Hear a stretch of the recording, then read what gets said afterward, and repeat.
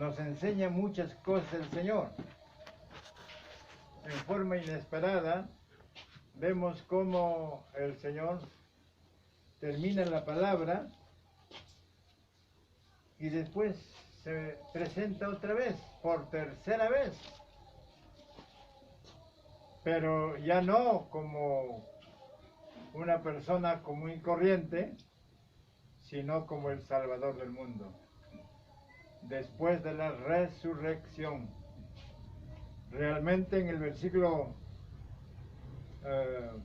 podemos leer en el versículo 2 y 3, estaban juntos Simón Pedro, Tomás, llamado Dídimo, Natanael, el de Caná de Galilea, los hijos de Zebedeo, y otros dos sus discípulos. Simón Pedro les dijo: voy a pescar. Ellos le dijeron: vamos, nosotros también contigo. Salieron pues y entraron en una barca, pero aquella noche no pescaron nada. Acá nos hace ver que estos discípulos no eran ociosos, ¿no es cierto? ¿O sí? No. Era un personal de trabajo, eran pescadores como en este Puerto de Hilo. Hay pescadores. Salieron a pescar 7 discípulos. Y no encontraron nada. ¿Qué iban a llevar a la familia, no? ¿Cómo iban a sostenerse? Toda una noche pescando y no encontrar nada. Causa preocupación, ¿verdad? Usted va a buscar su trabajo y no encuentra nada. Ahora, lo único que ellos estaban sirviendo al Señor y tenían mucha fe. Si no hay hoy, hay mañana. Pero siempre lo habrá. Y la solución está en ese mismo momento. Imagínense, ¿ver? Léelo. El versículo 5 y 6. Y les dijo: hijitos, ¿tenéis algo de comer? Le respondieron: no. Y les dijo: echad la red a la derecha de la barca y hallaréis. Entonces la echaron y ya no podían sacar por la gran cantidad de peces. Entonces aquel discípulo a quien Jesús amaba dijo a Pedro: es el Señor. Simón Pedro, cuando oyó que era el Señor, se ciñó la ropa, porque se habían despojado y se tiraron al mar. Los otros discípulos fueron con la barca y arrastraron la red llena de peces, pues no distaban de tierra, sino como 200 codos. En otras palabras, era como 400 metros. ¿Realmente, hermanos? ¿Qué se puede decir con esto? ¿Hay solución o no hay solución cuando está en Cristo? Amén. Hay solución. Ellos no tenían nada que comer. Todavía Jesús le dice: hijitos, el pescado que traen, no hay nada, Señor. Ah, no hay nada, muy bien. Echa tu red, ¿a dónde? A la derecha. ¿Qué encuentran ahí en este pasaje? ¿Alguna duda? ¿Alguna pregunta? Pero Señor, ¿y si lo echamos a la izquierda? Pero Señor, ¿y si no vamos? Porque ya hemos ido y no hay nada. Pero, nos gusta hacer eso, ¿verdad? Nos gusta ser interrogantes, nos gusta ser increidores, increíbles, incrédulos. Pero ya hice la prueba, nada, pero te está mandando Dios. Amén. Dios es el dueño del cielo y la tierra. Y Dios sabe dónde están los pescados. ¿Dónde sabemos que el Señor los haya reunido? No lo sabemos. Pero lo que sabemos es que ellos obedecieron de una manera firme y fiel. ¿Y qué pasó?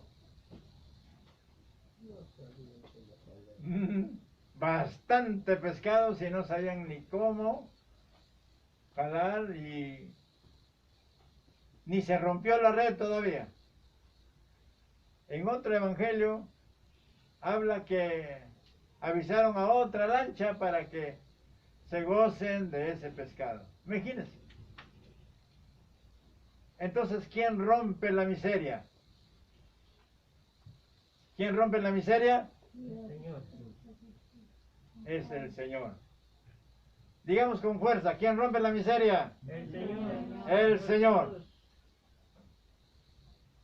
Pero, como dijo un hermano, a los que les servimos. ¿Y por qué el incrédulo no? ¿Por qué el impío no? ¿Por qué el que está fuera de la iglesia no? Porque está fuera del calor. Está fuera del calor, no tiene calor. Está fuera de Dios, no cree en Él. Solamente sabe decir, yo vivo de mi trabajo, mis fuerzas, mi sabiduría, mi yo, y se acabó. Qué triste, ¿no? Cuando la gente es así. Así que, ¿qué tenemos que hacer en casos de desgracia? En casos de pobreza. Orar a Dios. ¿Tenemos que desesperarnos? ¿Qué tenemos que hacer? Amar a Dios. Señor, yo sé que me has sostenido y me sostendrás. Ebenezer, hasta aquí siempre me ayuda Dios. Amén. Tenemos que hablar. ¿Qué dice? A ver, Ebenezer. ¿Qué cosa quiere decir? Hasta aquí siempre nos ayuda Dios. Si no le fue bien este día, no se desespere. Si usted como esposa está escuchando, tampoco se desespere, más bien diga, hijo, vamos a orar. Señor proveerá. Con eso no quiere decir que van a venir a la puerta a tu casa y te van a dar la plata. No, no, no, no. Dios no quiere eso tampoco. Dios quiere oración y acción. ¿Qué cosa quiere el Señor? Oración y acción. ¿Qué cosa quiere decir? Que usted orando al Señor, en el nombre del Señor sales a buscar el trabajo. En un lugar y en otro lugar, y el Señor te va a dar hasta lo que no puedas ni siquiera recibir. Te va a dar grandezas. ¿Por qué? Porque el Señor nunca cumple, nunca deja de cumplir su promesa. Tú dijiste, Señor, yo no te abandonaré. Y tú nunca me has abandonado. Ahora, hay algo delicado acá que podemos también analizar. Gloria al Señor. ¿Y qué más dice? A ver, leamos en el versículo 13.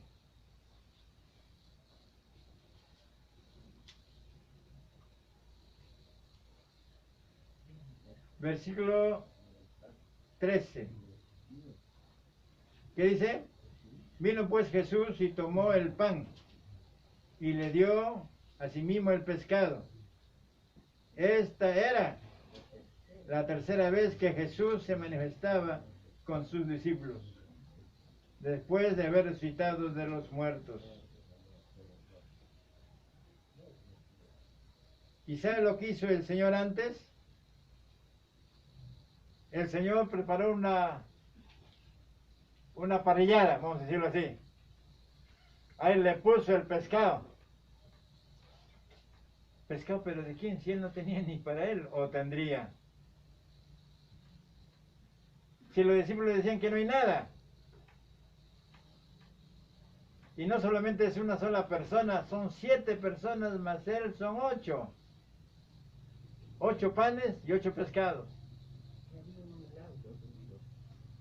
Todo fue un milagro divino. Y todos comieron, dado el pan por el Señor.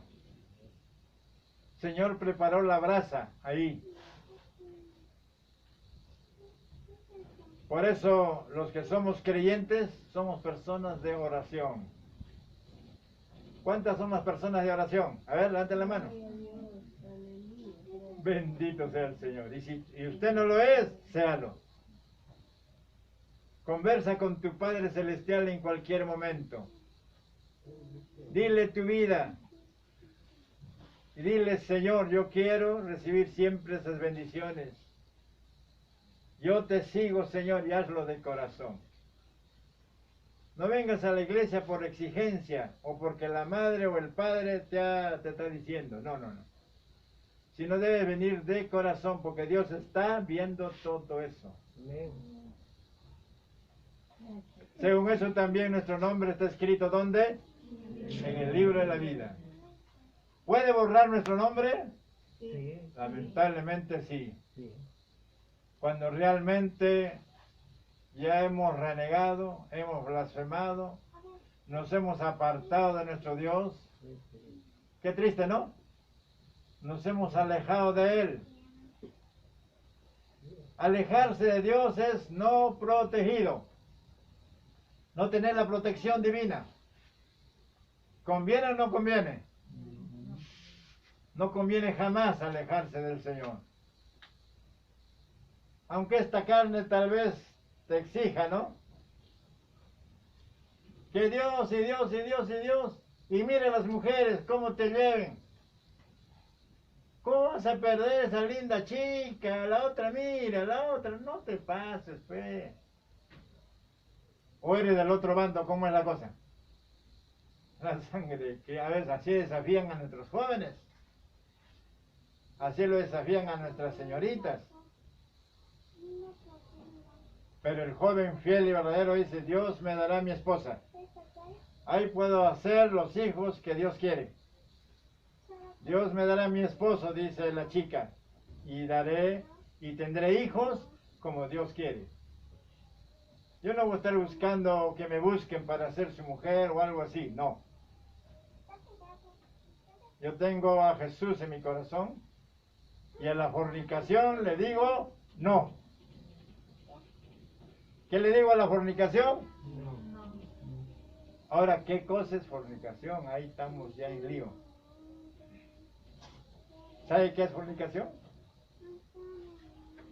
¿Alguien de los hermanos me puede decir qué es fornicación?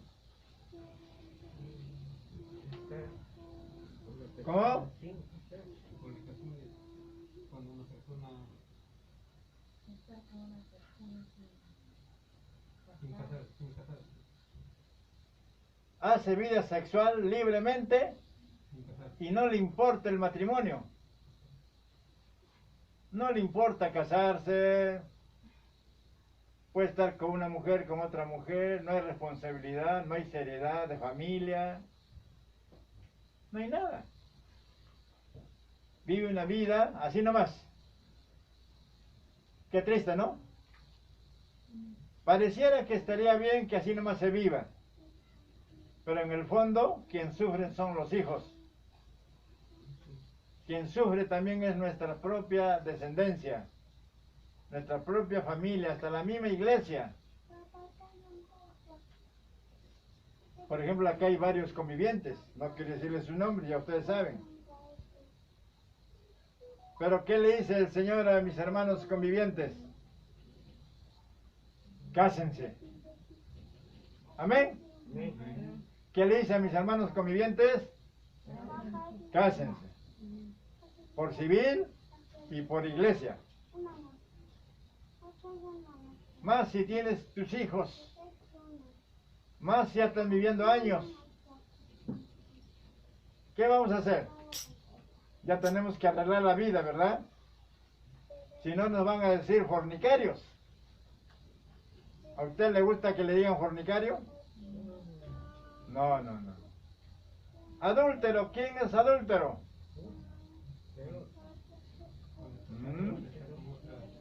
Está fuera del matrimonio. Con otra pareja. Tiene otra mujer fuera del matrimonio.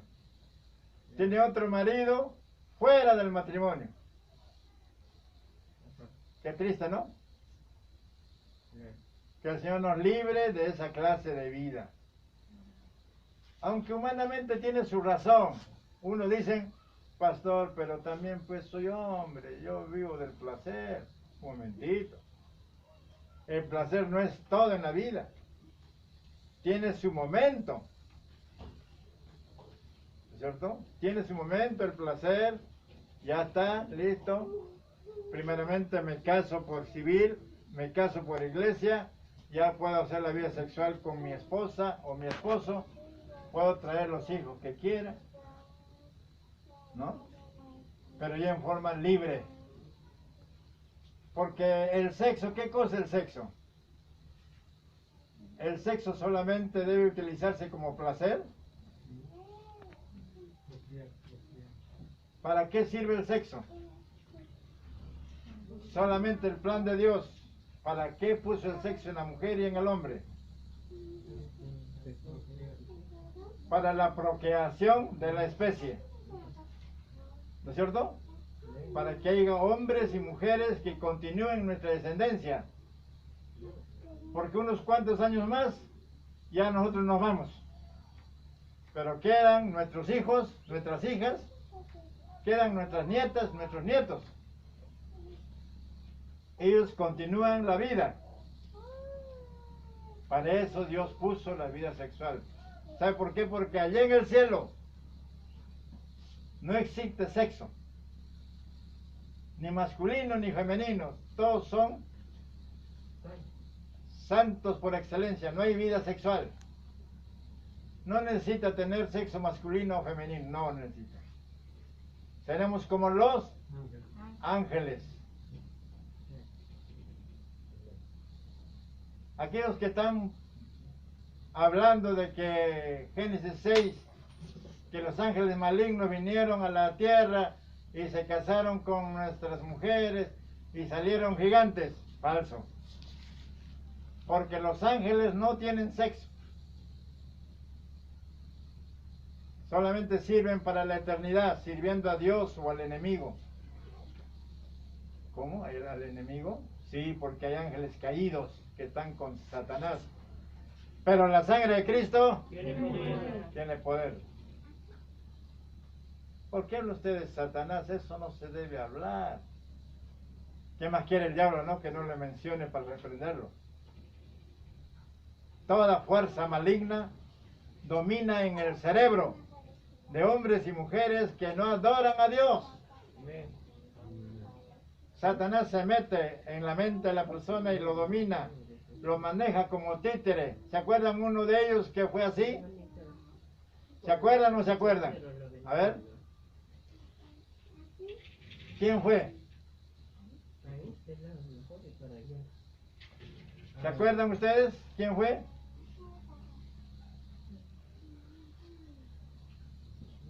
¿Quién fue?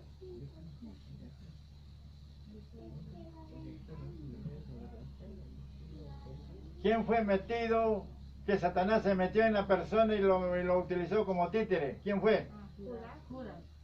Judas Iscariote, ¿no? Él era un buen líder. Escuche bien, él era un buen líder, pero se decepcionó. Porque el plan de Cristo no era política. Ojo, el plan de Cristo no era política. El plan de Cristo era espiritual, salvar las almas. ¿Verdad? Pero Judas Iscariote entendió y dijo, entonces me equivoqué. Se decepcionó del Señor, inmediato se metió Satanás para volverlo vendepatria. Y Judas Iscariote, ¿no?, lo vendió al Señor. Después no se arrepintió, se ahorcó. ¿Qué más quiere el diablo? No, se lo llevó de frente al lago. Entonces no abramos las puertas al diablo. ¿Quién quiere abrir las puertas al diablo acá? Ni uno, gracias al Señor. ¿Qué cosa abrir la puerta al diablo, pastor? Ya está. Cuando usted en la televisora comienzas a encontrar programas que son no para los cristianos. Son programas paganos, inmundos, perdidos, y uno dice feliz, está riéndose, poco a poco ya va metiéndose el enemigo a tu ser. Por último vas a hacer como Satanás dice, la sangre de Cristo tiene poder. O te vas a las reuniones paganas y ahí también te engaña el enemigo. Bonito le hablan, ¿no? Y te meten en la política. La sangre de Cristo tiene poder. Entonces quiere decir que el enemigo pone medios para que se ataque contra tu vida. Y peor, si vives una vida decepcionada de Dios, o de la iglesia, o del pastor, o de alguien que sirve al Señor. Peor, el enemigo comienza a obrarte. Y comienza a hacer, tiras tu vida, por último, cae al pecado. Por excepción, al trago, a la droga, a la corrupción sexual y qué sé yo. Por último, si todavía tenemos tiempo de arrepentirnos, amén. ¿No es cierto? Entonces, podemos arrepentirnos. Bien, hermanos. Entonces, sobre Jesús y la obra pescadora, o la pesca milagrosa, ya hemos visto cómo es el Señor. Él nos da en momentos difíciles. Él nunca nos abandona. Muchas veces nosotros somos los que abandonamos a nuestro Dios. ¿Qué te parece? Ya no oramos, no leemos la Biblia, no venimos a la iglesia, vivimos nuestro mundo materialista, puro trabajo, cosas de la tierra y nada la preparación espiritual para nuestra eternidad con Dios. Descuidamos al Señor en nuestras vidas. Qué triste, ¿no? Aparentemente tienes cajón de plata, ya está. Aparentemente tienes lujos de esta tierra. Aparentemente tienes lo material, no te falta nada. Pero te falta todo, porque Jesucristo no está en tu vida. En tu vida está el odio, la rencilla, todos los pecados de la tierra. Satanás está metido en tu cerebro, en tu familia. Ya se tira la casa. Pero la sangre de Cristo nos sacará el Señor de ese mundo de maldad. Porque estamos cerca de Él siempre. Amén. Ahora vamos a ver del 15 al 19. Que habla el 15 al 19 es algo tremendo este pasaje. ¿A quién le interroga? A Pedro, ¿no? ¿Qué le dice a Pedro? ¿Me amas, Pedro? ¿Pero realmente me amas? Pedro, ¿me amas realmente? ¿Por qué le dice 3 veces? Primero le dice, ¿me amas? Apacienta mis corderos. ¿Me amas? Pastorea mis ovejas. ¿Me amas? Apacienta mis ovejas. 3 veces. ¿Qué pasó con Pedro? ¿Se acuerdan? También lo negó a Jesús. ¿Cuántas veces? 3 veces. Qué tremendo. Entonces quiere decir que el Señor ya tenía un poquito de desconfianza en Pedro, ¿no? 3 veces. Pero Pedro, ¿me amas? ¿Me amas? ¿Realmente me amas? Si te dicen a ti eso, ¿cómo te sentirías?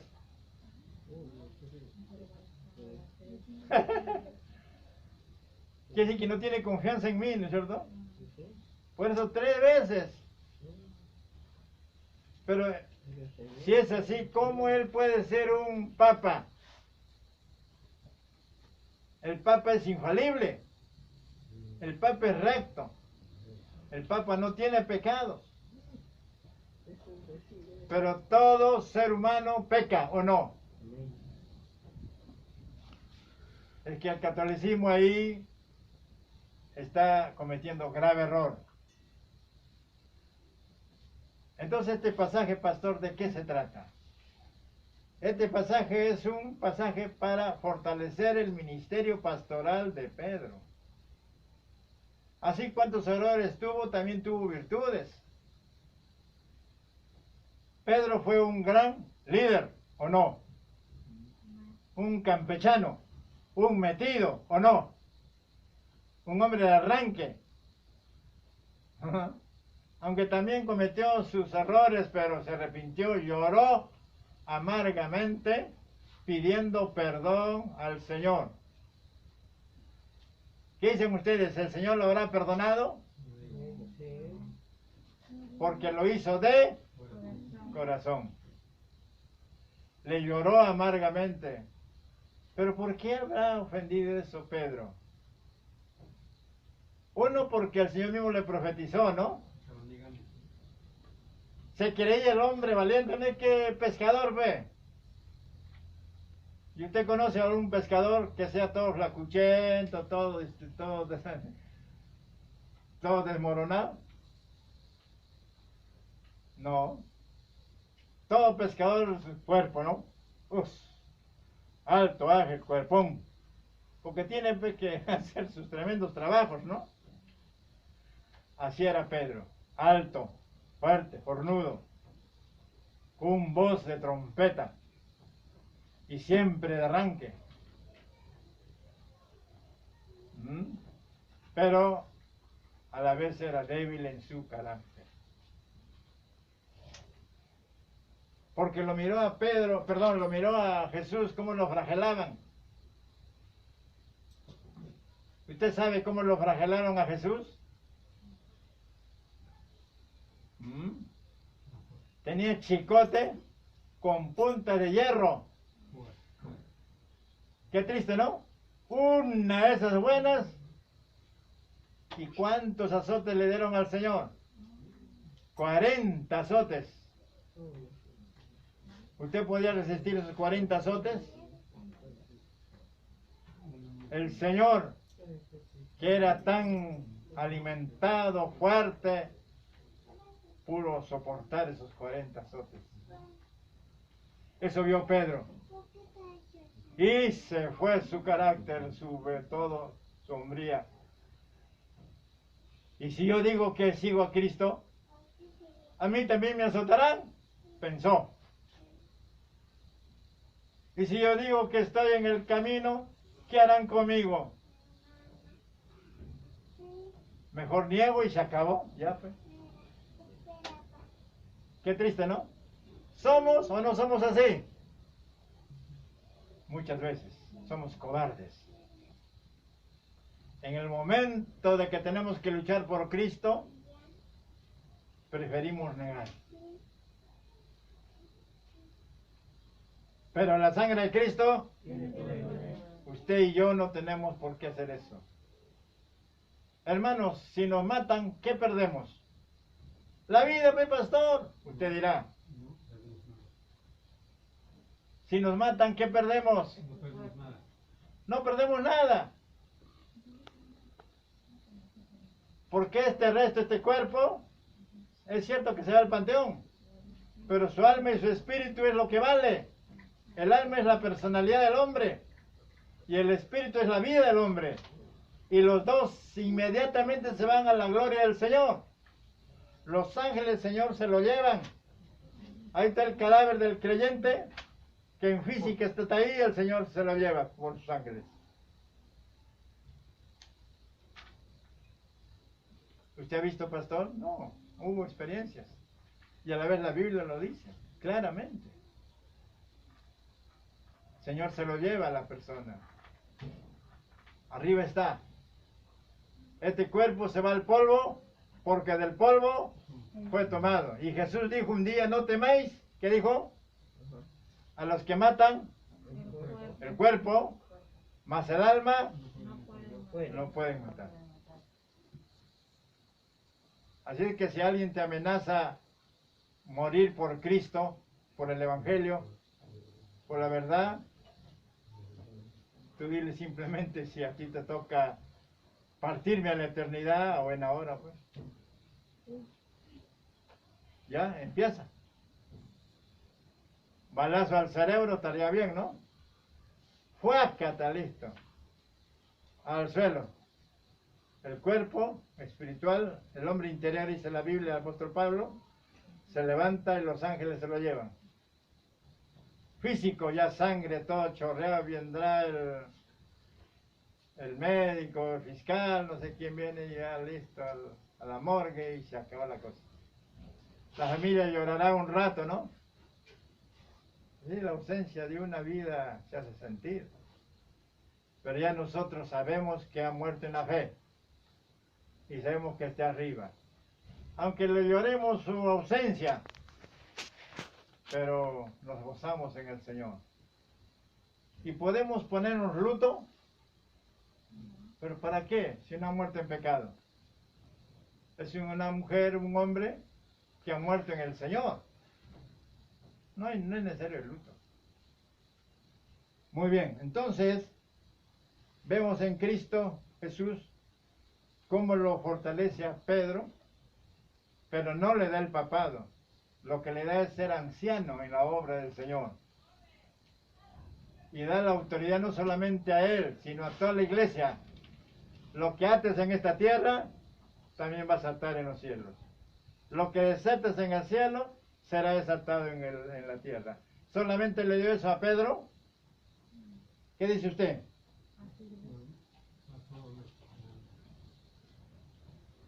También lo dio a todos los seguidores. Leamos la Biblia. Juan 20, 22. El que encontró de lectura, por favor.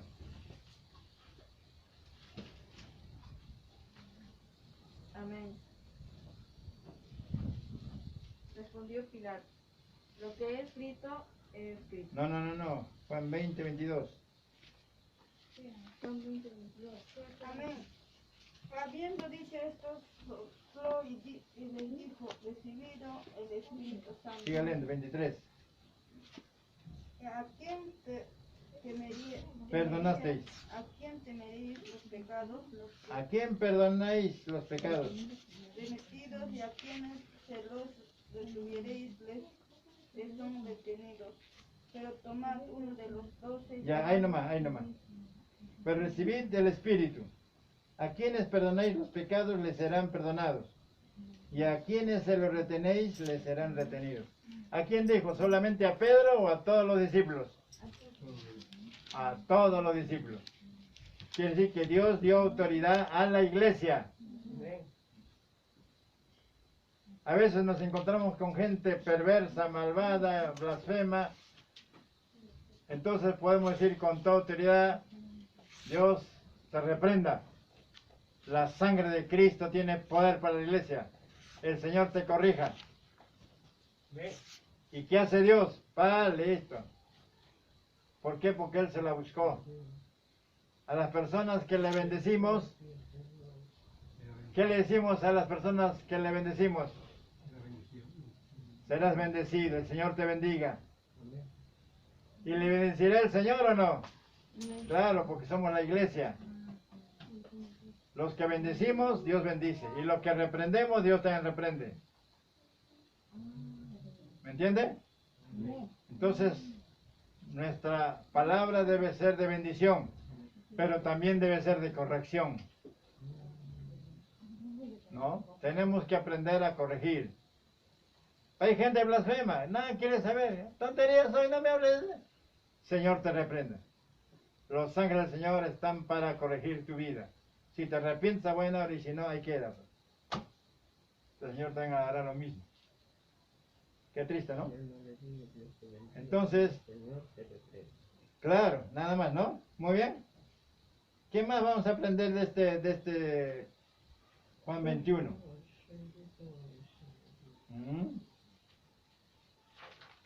Ya. Desde el versículo 21 hasta el versículo 24, ¿no? Que el Señor nos ayude, hermanos, porque a veces entre nosotros hay un poco de envidia. Y no puede ser, ¿no? Pedro, por ejemplo, ya recibió la bendición y la corrección del Señor, todo. Ahora, yo pensándolo bien, lo que le habló Cristo a Pedro, ¿es bendición o es corrección?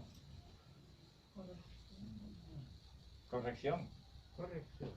Ah, le estaba dando el chicotito, pues no lo estaba votando. Porque él es un hombre muy útil en la obra. ¿Fue o no fue? Sí fue. Pues no le da pues el papado. Es eso, cosa del enemigo. Pero ¿hubo un poco de egoísmo o no hubo un poco de egoísmo en Pedro?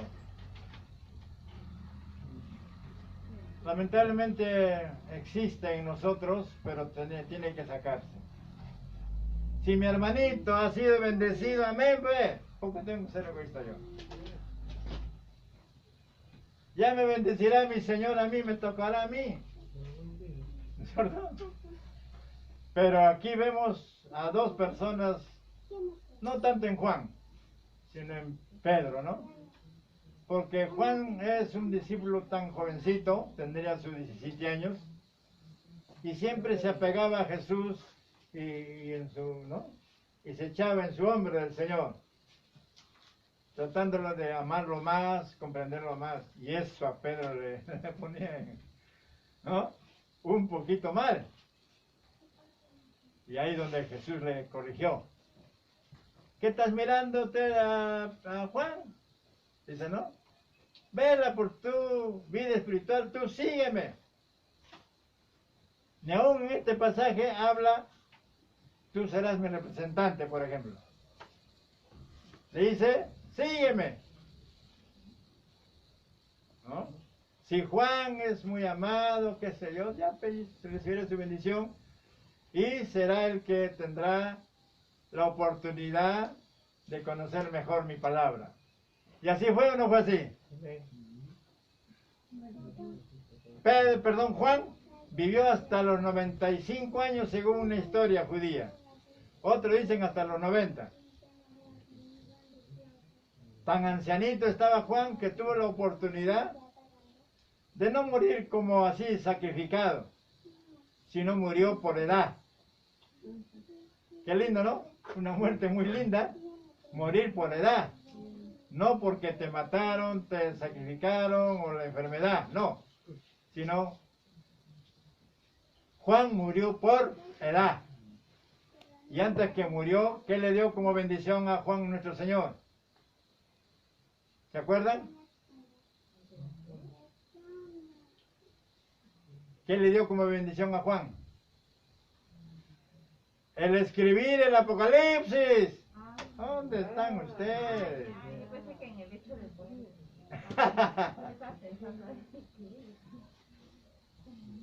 Juan escribió o no escribió el Apocalipsis. Y eso es algo grande. ¿Saber la historia para estos tiempos?